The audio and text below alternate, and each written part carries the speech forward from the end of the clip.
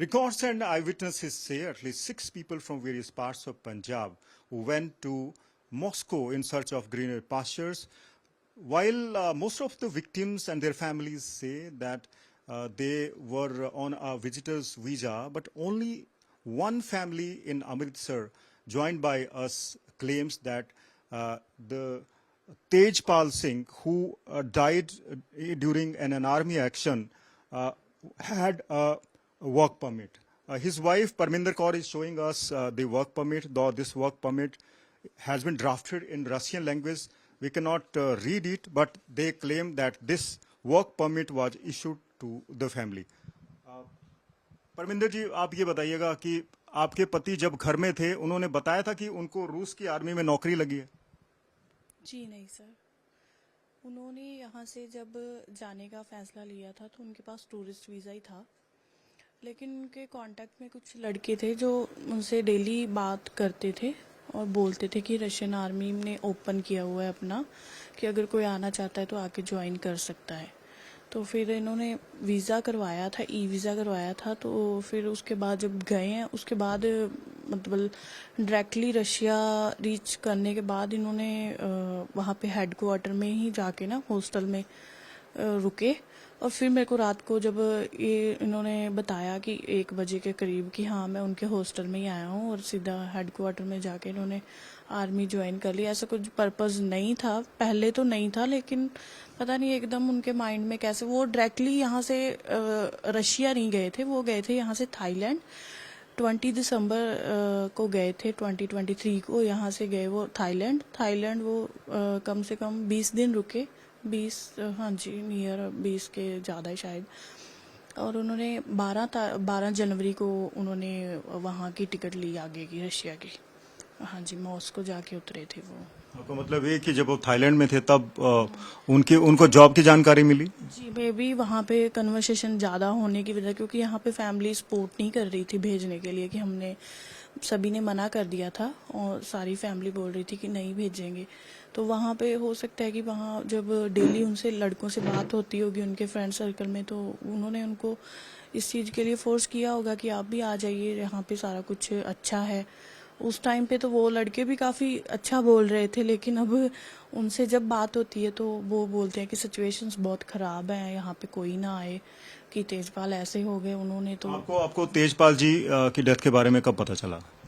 मेरी लास्ट जो कन्वर्सेशन है वो 3 मार्च की है तेजपाल के साथ, और उसने मेरे को बोला कि मे बी हो सकता है 1 मंथ 15 डेज 20 डेज कॉल ना हो, बात ना हो, आप टेंशन मत लेना। और फिर जब ऑलमोस्ट 2 मंथ हो गए तो फिर हमने थोड़ा वेरीफाई करना शुरू किया अपने बिहाफ पे। मैंने कॉन्टैक्ट्स करने शुरू कर दिए दूसरे लड़कों को। तो उसके बाद उन्होंने पासपोर्ट की कॉपी मंगवाई है। 2 महीने बाद मैंने पासपोर्ट की कॉपी भेजी है किसी को। उन्होंने फिर आगे मतलब जो जहाँ पे तेजपाल की ड्यूटी थी वहाँ पे जब तेजपाल का पासपोर्ट की कॉपी पहुँची, फिर वहाँ से कॉल आई है हमें। वो भी इंडियन ही था, जिस लड़के ने इस चीज़ का वेरीफाई किया ना, कंफर्मेशन दी है हमें तेजपाल की डेथ की, इंडियन ही थे वो। आपने कहा उन्होंने 2 महीने वहां पर नौकरी की, तो नौकरी के दौरान उन्होंने कुछ अपनी सैलरी का कोई पार्ट आपको भेजा? जी, उनकी सैलरी आई थी, फर्स्ट सैलरी जो आई है अकाउंट में क्रेडिट हुआ था लास्ट ऑफ फरवरी में। तो उन्होंने ट्रांसफ़र की थी इधर सैलरी अपनी, 2 लाख रुपए आए थे तो उन्होंने इधर ट्रांसफ़र कर दिए थे। हाँ जी, फर्स्ट सैलरी उनकी इतनी आई थी। तो उन्होंने आपसे बातचीत में बताया था कि उनकी सैलरी 2 लाख रुपए वहां पे? हाँ जी, उन्होंने मेरे को मैसेज फॉरवर्ड किया था, जो सैलरी क्रेडिट हुई थी ना उस चीज़ का मैसेज मेरे पास भी आया था। तो जब वहाँ भर्ती हुए वो क्या काम कर रहे थे, उन्होंने बताया था क्या काम करते हैं, कहाँ जाते हैं और कब वापस आते हैं?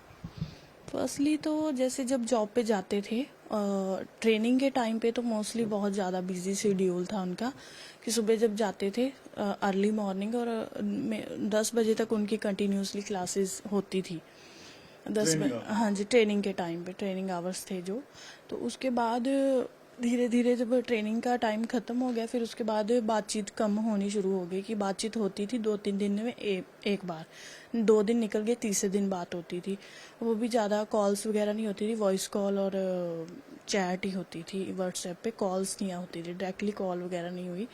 और उसमें उन्होंने यही बात बताई कि हमें जैसे स्पेसेस क्लियर करने के लिए भेजते हैं, कुछ सब कुछ फूड अरेंज करने के लिए भेजते हैं, जो छोटे मोटे काम होते हैं वो हमसे करवाते हैं।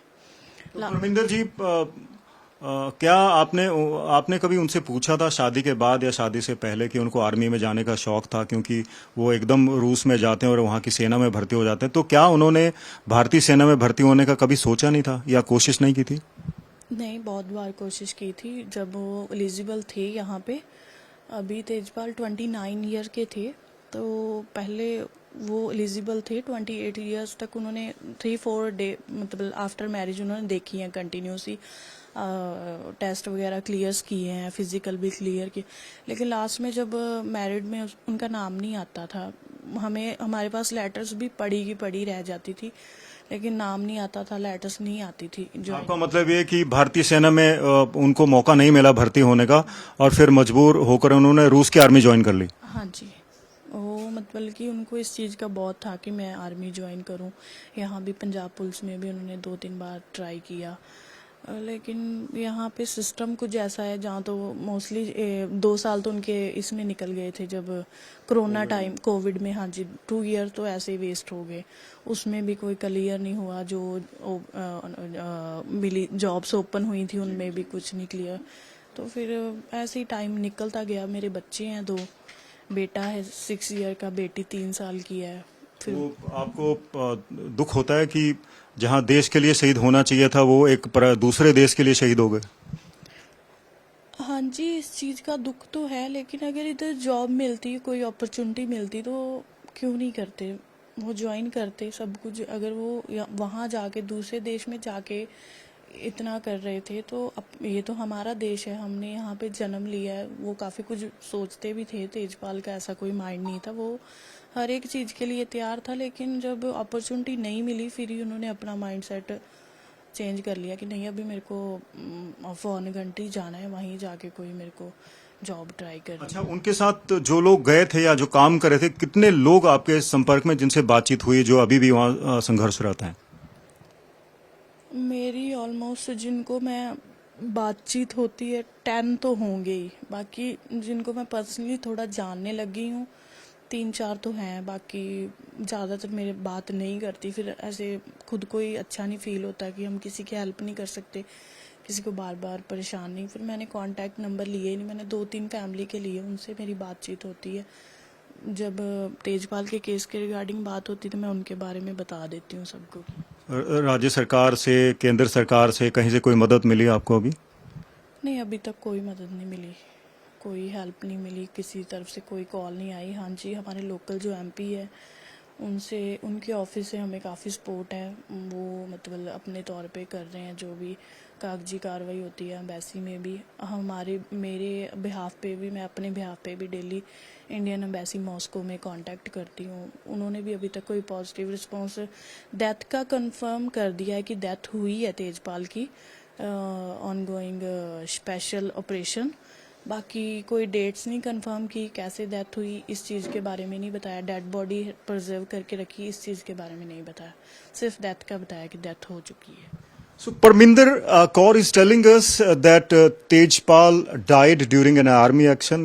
It is an irony that instead of sacrificing his life for his own country, he was compelled to get a job in the Russian army. That too was compelled to sacrifice his life for a foreign country while fighting with Russia's enemy, Ukraine.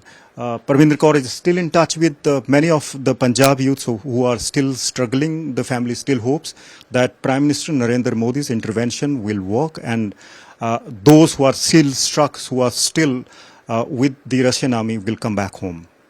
With camera person Aman Gupta, this is Manjit Sehgal in Amritsar for India Today.